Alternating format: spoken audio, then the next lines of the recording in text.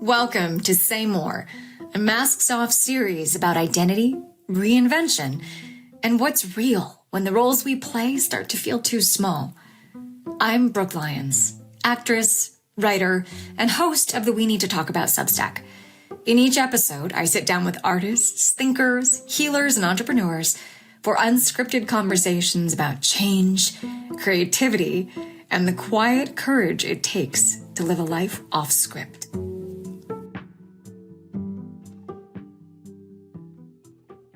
I hope you are all enjoying summer travel and vacation. I certainly am.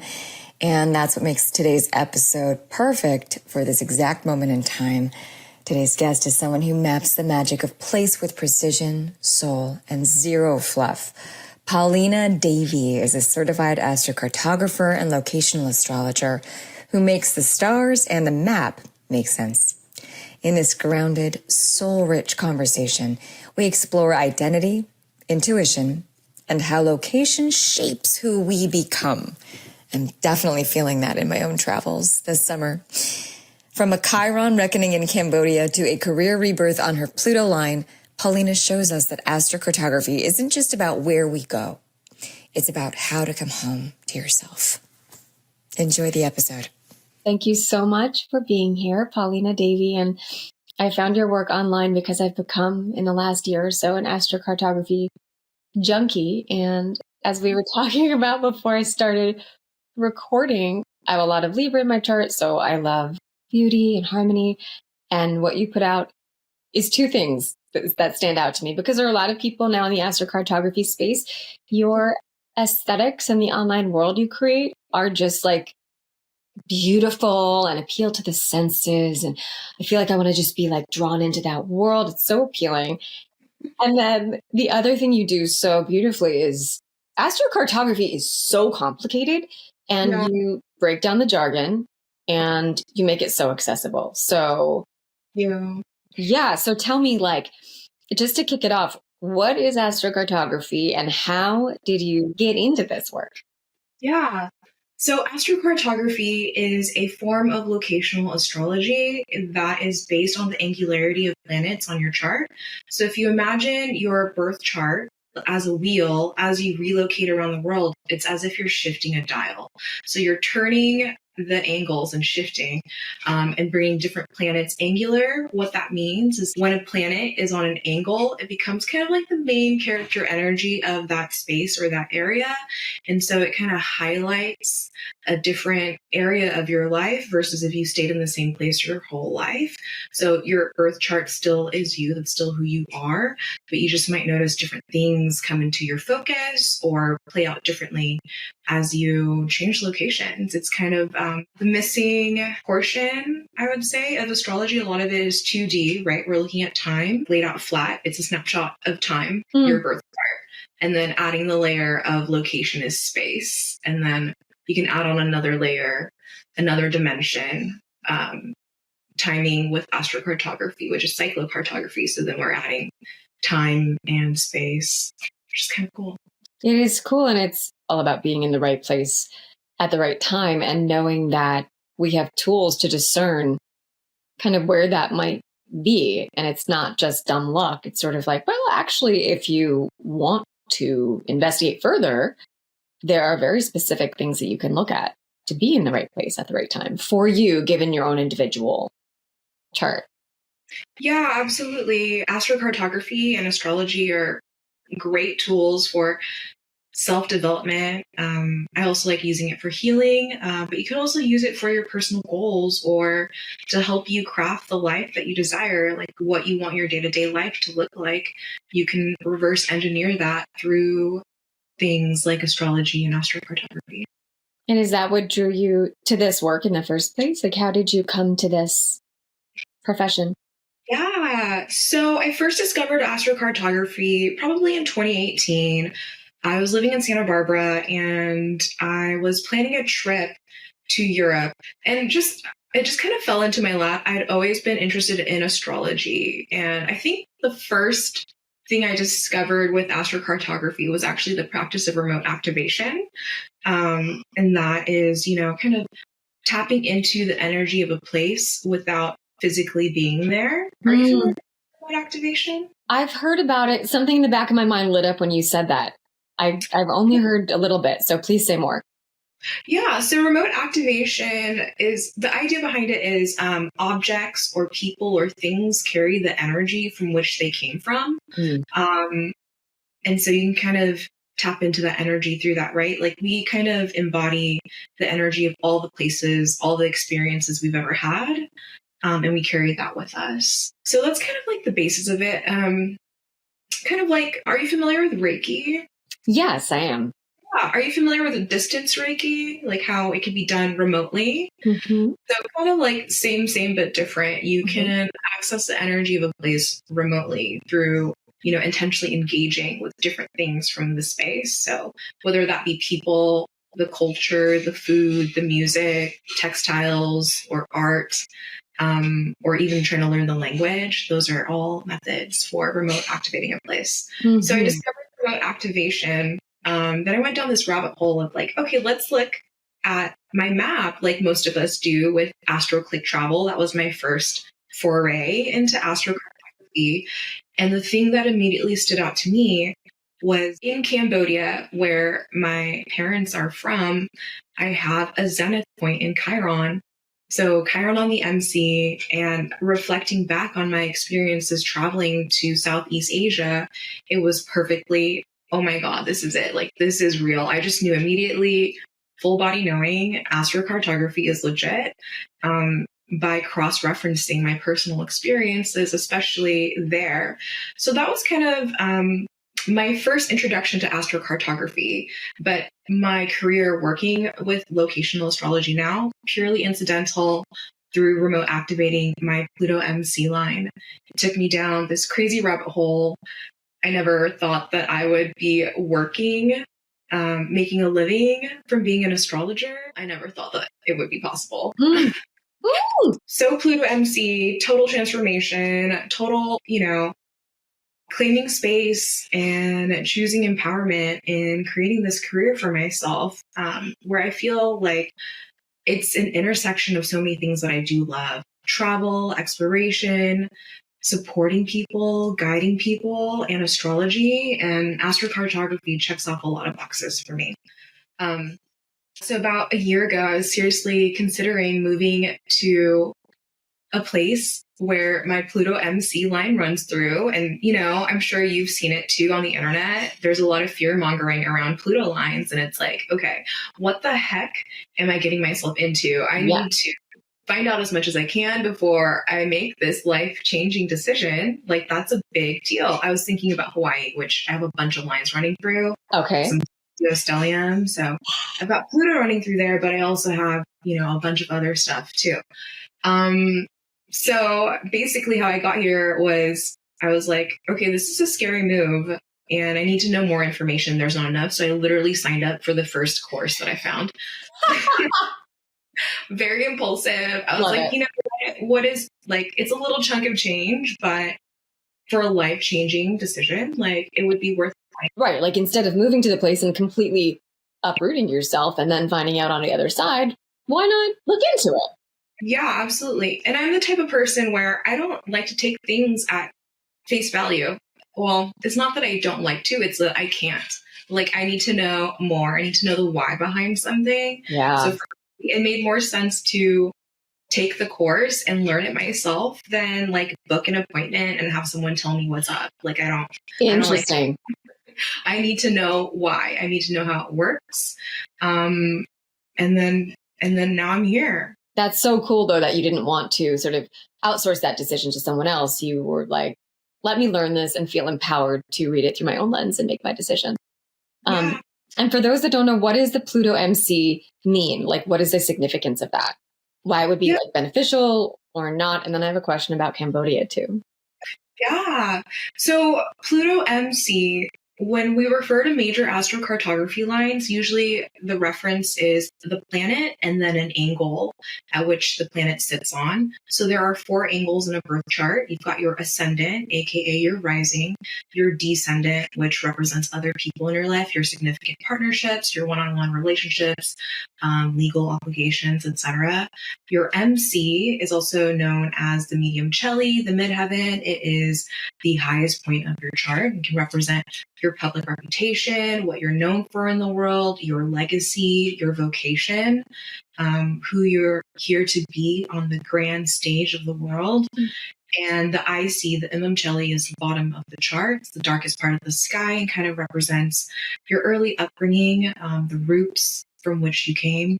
So you travel from your IC to your MC. So having Pluto, the planet of transformation, the death and rebirth cycle, regeneration, power or power struggles at the top of the chart, the midheaven, can imply a place where you go through a transformation with your career, or you step into power with the work that you do, or there's a lot of different ways it could play out. It's really personal to what your natal chart, your birth chart looks like, and sign placement of your planets and the aspects to those planets. And I love that sort of equilibrium with which you approach each sign, right? Because it's true on the internet, if you go down the rabbit hole, a lot of things get a bad rap and you're like, oh, Uranus is bad. Oh no, Pluto. Oh, Mars is going to be so bad. Which is obviously oversimplified. And I like remembering that everything has its light and its shadow aspect, or it's exalted in its lower form. And so they can express differently for different people. And it's not really black or white. It's such a good reminder. Yeah, absolutely. It's not black or white. And also, as we go through life and gain wisdom, our relationship with the energy that those different planets represent change as well. So, maybe you become a person where you're able to lean into Pluto energy and you're at comfort with Pluto energy instead of fearing Pluto energy and wanting to run away from it. Yes. And so it really just depends on the person too, and where they are in their life and where they are with like whole human integration of like the full spectrum of experiences that life has to offer. It's such a nuanced and respectful way to describe astrology and astrocartography as well, because I think, since 2011, there's been this sort of period of people getting on board with spirituality, and that's been much more in the zeitgeist and people have been more embracing of it. But I think there are also people who are like, what are you talking about? What is my horoscope is going to be predictive. It's going to say things about me. I don't need to know how my day is going to go. I'm the master of my own destiny. But not viewing it through that simplistic lens, but viewing it through what you're talking about as a modality for self-actualization and healing and the evolution into our own personhood that we get to do in this incarnation. It's a beautiful healing tool. And I'm curious too, I wanted to bounce back for a second. You said that what really convinced you of it was when you were thinking about, was it traveling to Cambodia? And then you cross-referenced the way you felt in that place with what your chart said. And what was the sort of synchronicity that gave you that aha moment? Oh, yeah. Actually, I traveled solo to Cambodia like 2016. I went there solo after a trip to Thailand with friends. I was like, you know what? This is where my family's from and I need to see it for myself. And for those who have traveled quite a bit, or maybe, did the whole backpacker thing in their late teens, early 20s, that Southeast Asia has its own like backpacking trail. And so I mostly at this point, before I went solo, only knew it through the lens of what my friends have shared with me. Like, oh, it's so great, all these parties at hostels and everybody's so friendly. But then I go there myself and that was not my experience because, the context of which I come from. So there was a genocide in Cambodia, and that affects me deeply because that's the lineage that I come from, that has shaped my parents' experiences and has shaped my experiences growing up as, their child. And then it's different for me. So even though I'm a woman who was born in the Western world, going to Cambodia, I'm not treated as if I'm a Westerner because I don't look like how they typically expect a Western backpacker to look, for one. Mm. Like, I'm inhabiting this space where I'm not quite like them either. Like, my accent is funny because I'm speaking in broken Cambodian and I very clearly have an accent. That blew my mind. I'm like, oh my God, I've never thought that I had an accent. And then I go there and they're like, yeah, your accent is so funny. I'm like, okay. Oh. I'm like, oh, yeah, this is how it feels. So it's like, I can't be treated like a Westerner because I don't look like one, but then they're also like, you're not one of us. And so it's like this weird, well, what identity do I inhabit then? I basically had like an identity crisis when I went there. A zenith point is like the highest concentration of that planetary energy. Yeah. When you're looking at an astrocartography map, because that planet or that planetary body is directly overhead. So Chiron, zenith, the wounded healer. Yeah, the wounded healer on the midheaven. So it was like my relationship with the public there. It was like, well, who am I supposed to be? Like, I can't be a Western backpacker and you're not going to treat me like that. But you're also not going to treat me like one of you because I wasn't born there and I have a foreign accent. Like, then who am I? Yeah. And was there a clarity that came out of that discomfort, like the coal turning into a diamond type of moment? Or was it just sort of like information along the path of, like we said, actualization and growth? Yeah, I'm not sure that there was quite like a singular aha moment for me there. I was in my early 20s and you know how that is. It's very confusing and you're figuring out who you are, who you want to be in the world, your relationship to the world. But it set me on sort of an identity crisis and kind of like, okay, well, what values are actually my own and what values are, given to me or assigned to me based on like societal values, the people around me or the communities around me or the country that I'm from. So it set me down that path of kind of questioning the status quo of everything. And it also made me confront the immense privilege that I do have being an American born citizen with a passport. A experience that really stood out to me while I was in Cambodia solo was going out to eat alone at this nice restaurant. I was like, oh, I'll just go sit at the bar. Like it's normal. It's something that we do here regularly. Like I feel like having a dinner alone. I'm just going to go sit at the bar. I was stared at by every single waitstaff there and almost every single person that was at that restaurant because that was unheard of. If you're a woman in Cambodia, you don't go out accompanied alone. That is not a thing. And you absolutely do not sit at the bar.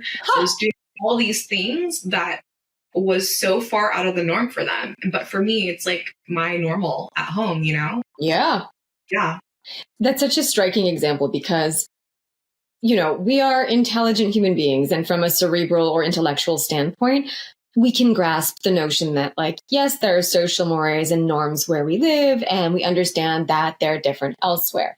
But then to live it in your body and to integrate it through lived experience is completely different. And I think that speaks to the power of location, where it's human nature, I think, in a sense, to forget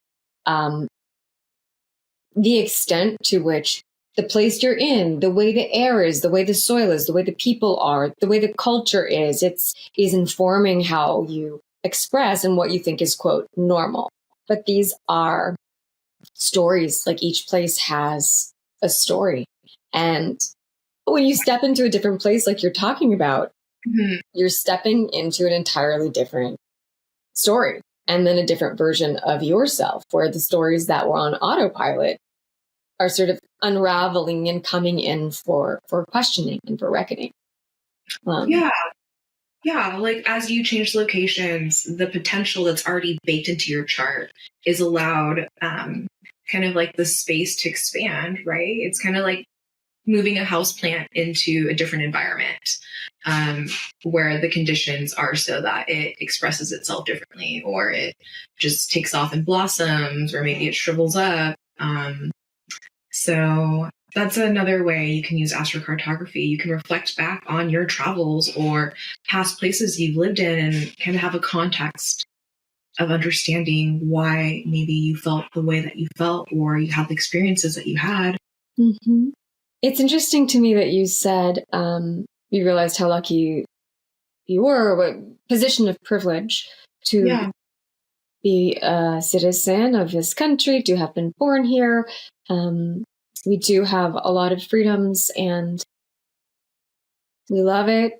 And we're living in interesting times. And there is a lot of talk online in both non-astrological circles and in astrological circles, in all the circles, I think, about should we cut and run? Like, is this it? Should we leave? A lot of talk about the fantasy of moving to Europe or moving to Asia, really any place else right now. Can you speak to the climate in 2025? And what that means for location, and what you personally and professionally think of this sort of this chatter, because it's pretty loud, I think, the chatter of like, let's get out of here, which is never that simple, but it's interesting. Yeah, absolutely. The flags are there. They are alarming. And at the same time, we don't have enough information. And I think a challenge right now, too, is there is so much noise. How do you discern what is real and what is not real? Something that I'm reminded of is, like, no matter what's happening externally, you have a say over how you want to cultivate your own internal environment, your own inner peace.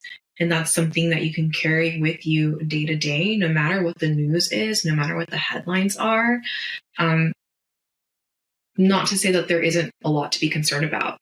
It's just that it's much more effective to make decisions from a place of regulation, from clarity, and decide what's right for you by focusing on cultivating that pillar within yourself, no matter what. That way you can trust that you're making the right decision, no matter what noise is happening outside of you. Something that I'm working on myself, because it is overwhelming. I've stopped reading the news. I still get, I subscribe to Ken Klippenstein. I don't know if you're familiar with. I'm not. What is that? He's a journalist on Substack. You should check him out. Great. Yeah. I definitely will. So I'll still get news, but it's not the highly sensationalized news cycle anymore. I couldn't do it. I actually thought that I would go into journalism, and then I realized how depressing it was to be tapped into the news all the time. And I was like, fuck, this is not a life for me. I'm too sensitive for this. I'm getting depressed. Yeah. And the slippery notion of the truth too. I think with journalism, especially now, the need to sort of constantly prove any of various truths is become a curious pursuit now, because we live in an era of my truth and your truth, and the truth that seemed fundamental to journalism in previous eras seems to be nowhere to be found. Yeah, there's a famous essay, or maybe it's a book by Susan Sontag. Are you familiar with her work? Yes. Sontag? Okay. I can't remember the exact name of the essay, but basically she's saying it's about photography, but through the act of deciding what's important to have in the photo, you're influencing what is important. And you can kind of extrapolate that and apply that to news as well. By deciding what is important to say or to share, you're influencing it.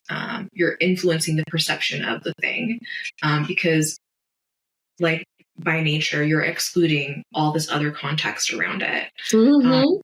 Something that's really interesting. A thing that I am noticing more of is kind of like crowdsourced news that is fueled by citizen reporting. And I think that's really interesting because you have multiple perspectives. You have people that are armchair CEI detectives. I love that. I think it's harder for, certain powers who have had the ability to shape the news and the media and what we get to see and consume. They don't have as much control anymore because other people are able to be like, actually, here's this thing that we dug up from the archives of the internet. Yeah. Where nothing ever goes away. Mm-hmm. Yeah. It's fascinating to think about the way history is taught and the way, history is taught to students in America versus in other countries, and just sort of the rewriting of things that has been, fundamental to the way we identify ourselves since the stories we tell about the discovery of America and the founding fathers. Like, it's all the way back, as far back as the founding of this country, or not the founding of this country, like the colonizing of this country. Mm-hmm. The stories have been told, with only certain people and certain voices in the lens. Yeah. So to speak. With the technology we have at our fingertips and the ability to disseminate multiple viewpoints, we have the capacity to see the sort of crowdsourced news that you're talking about. Yeah, absolutely. And I do think that's something that we will see more of, especially with Pluto in Aquarius and Uranus entering Gemini. I think those two things together speak to this collective change in how we disseminate news and how we receive news. So something that I'm really cultivating is, practicing discernment and resilience, spiritual resilience throughout all this, because it is alarming, but I still need to show up as a human contributing to the world and the greater community. And in order for me to do that, I can't be so concerned with every single news headline, because oftentimes, especially when it is something being reported right away, oftentimes they're missing a lot of details. We don't have all the information. So it's like, well, what is it worth for me to react to this right now when I don't really know the full truth yet? So something that I've been practicing is like waiting and seeing, and trusting that I will know what to do when the time is right. Yes. And it's something that I really encourage my clients as well. Like, encouraging their own personal connection to their intuition, because their body knows. I think in the society we live in, we've been kind of cultured to, or conditioned to, kind of ignore our inner knowing and instead rely heavily on these like facts that have been reported by officials or experts. But like, what is an expert? That is a question that I have.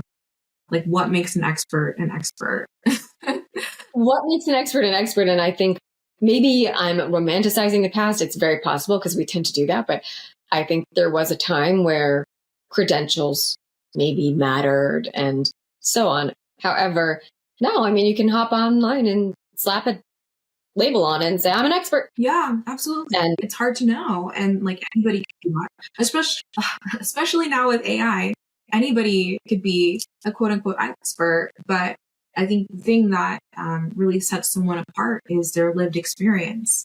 So, I still have respect for credentials. I think it's important to recognize that, it does take work to achieve, but there is a difference between lived experience and practical application and a credential. But I think there's still value to it in knowing like that they have like the base foundation understanding of whatever it is that the expert is practicing in. But yeah, who's to say that someone won't just say, hey, I'm an expert because I use AI and I plugged in these things and now I know everything because I use AI. How has that been for you in terms of your work? Because that's, both of us, I'm an actress, you're an astrocartographer.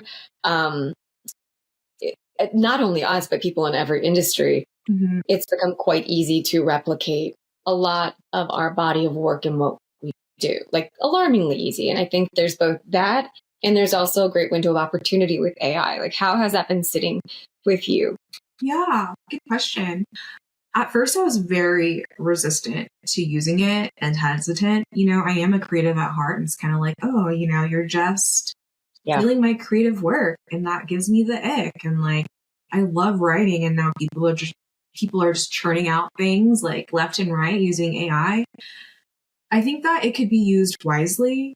So something that I've been focused on this year is learning how to leverage it in a way that is supportive of me being a solopreneur, basically wearing all the hats in my business, but also ways to use it ethically as well, which is tricky, like, because I'm noticing other people, like, with clearly AI generated content with, language that sounds awfully similar to my own, and it's like, okay, well, what's the point in me putting in my own hard work to create this thing if it's going to be scraped and regurgitated? It's frustrating. So I've been thinking about this a lot. And like, okay, well, I need to lean further into my authenticity, because that's not something that could be replicated. You can't really replicate an authentic self.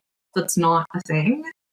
And you can replicate style, but you can't replicate taste, it's so personal. So I'm like, okay, I've got that. I'm authentic. I've got taste. And if somebody wants to replicate that, they can do that, but it's not sustainable because it's not actually who they are.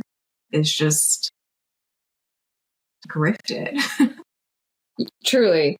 And it's funny, right? Because in a way, people are wanting to mimic. It's the highest form of flattery, right? But the level at which people can do that now is chilling. I find it in equal measures, like exhilarating and chilling. Like, my brother is in this space. He designs video games, and he's been into the AI for a long time. And he recently, he's messing around with these different methods and sent me a song.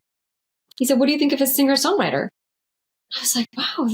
And what was eerie about it is that it wasn't just good technically, like it hit something in me, like emotionally. Wow. In the way art does. And he said, okay, so I just made this in the last 20 minutes with AI.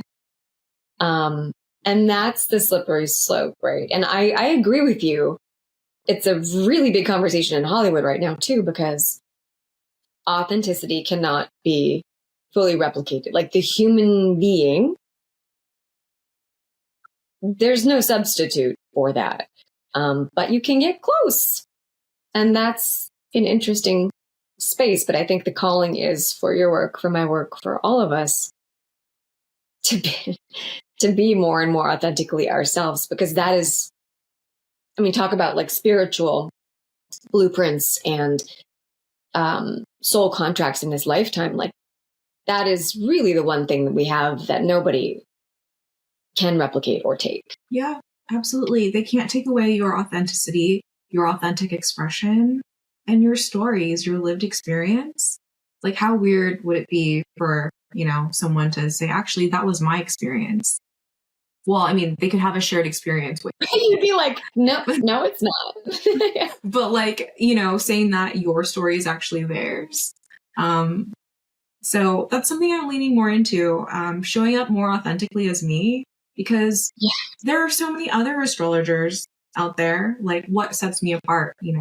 It's because I am myself. And so at the end of the day, like, I'm here to be me, and that's who I want to be.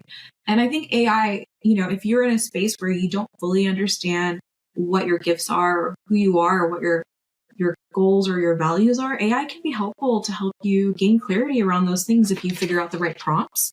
So actually, a prompt that I used like a year ago, which kind of was like the foreshadowing to where I am now, I asked ChatGPT how to monetize my empathy, because I feel like, we live in a society that doesn't really value it. We don't value empathy. And we know this because of the way the traditional workplace looks. You don't pay people more for being more empathetic. You pay them for these hard marketable skills that they have. And then you also see that too, like traditionally at home, like the domestic care and labor. So I was like, okay, well, I know that it can be done. I don't know how it can be done. So I asked ChatGPT, like, how do I monetize my empathy? And it rattled off a list. And I was like, okay, cool. These are all things that I like anyway. And I want to share my creativity and my empathy with the world, but I need to be sustained by that, you know? And in a traditional work model, you're not being compensated really for those things. And have you found that within the last year, you've put those to the test and you found that it's contributed to the growth of your business? Honestly, I think I looked at it like once or twice and I was like, oh, cool. And then I moved on. But one of the things was like, oh, through coaching. And, you know, as an astrologer, I kind of do that, using the birth chart as like a tool to be like, hey, you know, here's an opportunity or here's potential or here's something that you can tap into. So that's been really, really great. And through my creativity, through my writing, I feel so nourished by that. And that's another way to share empathy and be compensated for it. But it's just funny because it's not the traditional terms of which we look at those things, right? We don't like go, oh, I'm monetizing my empathy. It's just like, you're just being a human and you're like connecting with other people and you're supporting them. But I had to ask it in that way because it's just generally something that is not valued by the traditional model. It's not. And because we live in capitalism, and that's just what it is. And it's really interesting because showing up for other people, being of service, living in alignment with your values and carrying yourself with empathy, like you're talking about, that sounds to me like it deserves to also be supported, right? Like those who are doing the work to support deserve very much to be compensated and fully, handsomely supported for that work. And like you said, our culture, our economy, the world hasn't really been in that paradigm. But I do feel a shift. And it's a little bit in a liminal space where it's confusing. How do you monetize empathy? But I think that it is shifting, and maybe not in those terms, but people are discovering how to be supported financially, how to be resourced through the act of showing up authentically as themselves. Mm-hmm. And I find that very, very exciting. Yeah. I'm excited to see how, you know, these next several years unfold. The world can seem scary when things like that we're used to like change, you know, or maybe we're like uncertain about whether or not it has longevity. And then, but it creates a space and this opportunity to kind of have a new understanding about what life could look like day to day, how we get to show up in the world and serve the greater community of the world, or even like locally too.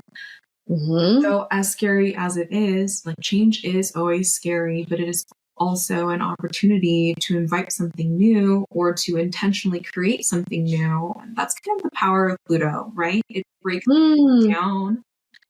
And through all these pieces, all this rubble, you get to decide like, this is actually something that is worth keeping and I want to use it. I want to fashion it into something new.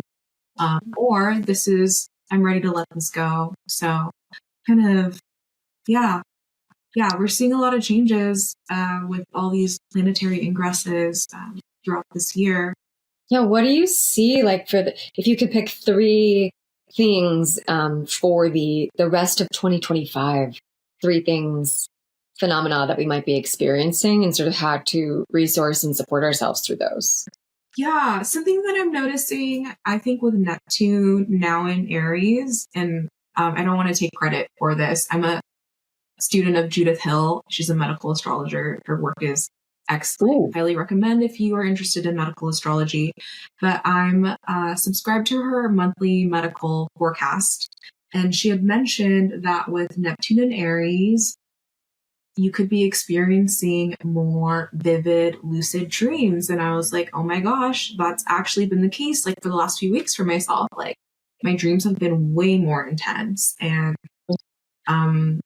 yeah, so that's really interesting. I think Neptune in Aries might also influence a resurgence of religion, because of chaos and confusion, people tend to turn to religion for guidance, for support, for a sense of stability, for a sense of understanding what's happening in the world. And so I think that that could be a reaction that happens. Yeah. On your Instagram and then in our correspondence, you were seeing a lot of Scorpio risings coming in. What was that pattern recognition that you were picking up on there? So for Scorpio risings, Pluto and Aquarius would be transiting through their fourth house if we're using whole signs. So it's kind of disrupting their relationship with their sense of home or their sense of belonging, or maybe their connection to their parents or their lineage or ancestry. And it's possible that it's exhuming things up from underneath and saying, hey, look at all these skeletons you haven't looked at. Or it could say, hey, like maybe it's time to redefine what home is to you and rebuild something new.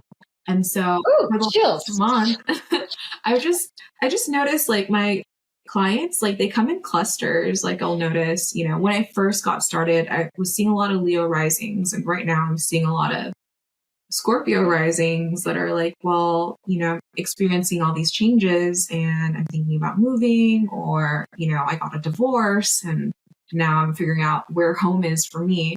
So it looks different for different people, but that might be a collective experience for Scorpio risings over the next, you know, the next 20-ish years that Pluto is in Aquarius. It could transform their understanding of what home is to them and their relationship to home, and maybe provide a sense of empowerment to create a new foundation. I'm not a Scorpio rising, but I have chills when you talk about that. And my body is like a very true... I'm Scorpio rising in LA, though, with my relocated chart. So yeah. What's that been like for you? When I was looking at your chart briefly, I was like, okay, this is a great move because we're getting your sun into the first house. So really a place like on the West Coast is very supportive of you, like sharing yourself and allowing yourself to shine. So I'd love to hear about, your experience in LA since you moved. Yeah. Thanks. I've been here with some some departures for work, but for 20 plus years. And I'm from Connecticut. I'm very East Coast, and I identify wholeheartedly as like a New England witch. Like, just give me a book and put me in the corner with like candles and stone walls. Like even the trees in the land of New England is just like so central to who I am. People, when I said I was moving to LA, they were like, but the sun shines there. Why would you go there? And yet, it's right. And yet I felt called, like this instinct. I was like, I have to go. And it's been a really generative place for my creativity, for my career, for my creative relationships. I met my husband here. I had 2 kids here. Like, it's been a big place of growth. But now, as you say, through the different phases of life, the idea of home is due for renovation. And it's been certain things, but as my priorities have changed, I don't know how much I'm feeling living in a city versus a calming, quiet place where my nervous system can regulate and cool off, or, you know, considering my children and their charts and all of that, and my husband, just thinking about what aspects or planets are activated in LA, and like whether that's what I need to be the headline of my life anymore right now. Do you know what I mean? Yeah. Yeah. Those are good questions to contemplate. So it's funny, to your point, like I'm a living example. I love myself ChatGPT, and then I'm like, I'm going to be ethical about it, and I'm going to do Claude because Claude is the ethical one.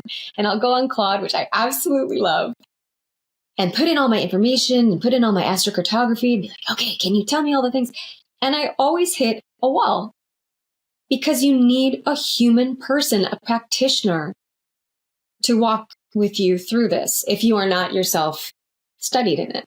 And so that's been cool insight and a fun exercise to do with my girlfriends, and chat about it. But a reminder that wisdom can't be replicated. Knowledge can absolutely be replicated, but wisdom, I believe, has to be earned. I agree 100%. That was actually a thought I had this morning. Like, you can't replicate taste, you can't replicate wisdom, and you can't replicate lived experience. And I do think that that is kind of a crucial part of chart interpretation, because we are sitting as astrologers, we sit with you and we hold space for your lived experience, and then we look for the correlations to your chart, or vice versa. A machine can't really do that because the machine hasn't gone through life as a human. And yeah, not to say AI can't be a fun tool. It could be a great tool for learning astrology even. But you have to know what to look for. And it's hard because then you also don't know where it gets it wrong. If you don't have a strong understanding of astrological symbols and archetypes, how do you know that it's not feeding you incorrect information? Because it is a large language model and it's just scraping everything that's available on the internet. It doesn't actually have access to all the different computations that are possible, because your birth chart is pretty unique. There are so many different computations that are possible, and it's not all available online. And part of interpreting a chart or an astrocartography map requires the art of synthesis. So there is an artistic component to interpreting, and a large language model doesn't have that skill. It's an important thing to remember.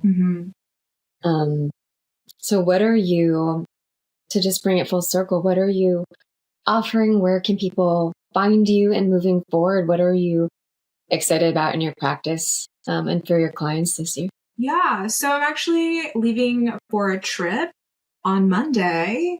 And yeah, I'm so excited. I'll be traveling to multiple Jupiter lines, and I'm timing it up with my cyclocartography. That's the timing and transit portion of astrocartography. And I'm already experiencing so many synchronicities. I'll be creating content around that on my YouTube and my Instagram and TikTok as well. It's all the same handle, at Paulina Davie. I'm also on Substack. I have a Substack called Open Self-Love. It sort of documents my personal journey with healing complex PTSD and other things. And I'm launching a new Substack called Serpentine Circular, where I will be diving deeper into kind of like the intersection of anthropology and astrology, which are two intellectual interests of mine. Fascinating. Oh, I'm so excited for that. Yeah. Okay. Thank you. Yeah. And that's fabulous. And then if you're interested in learning more about astrology, I have a lot of free resources on my website. I do have a free email course on astrology basics that you can sign up for as well. And that is a really helpful tool, especially if you do want to use AI to help you understand your own chart more. I really encourage you to get the basics down so that you know when chat is getting it wrong. I'm also available for one-on-one consultations, astrocartography, synastry, so couples astrology as well. And I might be hitting you up for that, because I'm like, if I'm going to try to move, I need to look at my husband and myself. That is very appealing to me. Yeah, that would be great. I'd love to. Totally. Yeah. Well, thank you so much, Brooke. This has been lovely. Thank you, Paulina. It's awesome talking to you. Sorry to interrupt. Go ahead. Oh, yeah. It's great connecting with like-minded people who, are seeing similar things happening in the world. And I'm excited to see this podcast take off and tune into the other interviews as well. Yeah. Thank you so much for being a guest. It's been such a delight talking with you. Yeah. Thank you so much. You've been listening to Say More with Brooke Lyons. For more unfiltered conversations, head over to Substack. And if this one sparked something, send it to a friend. Thanks for listening.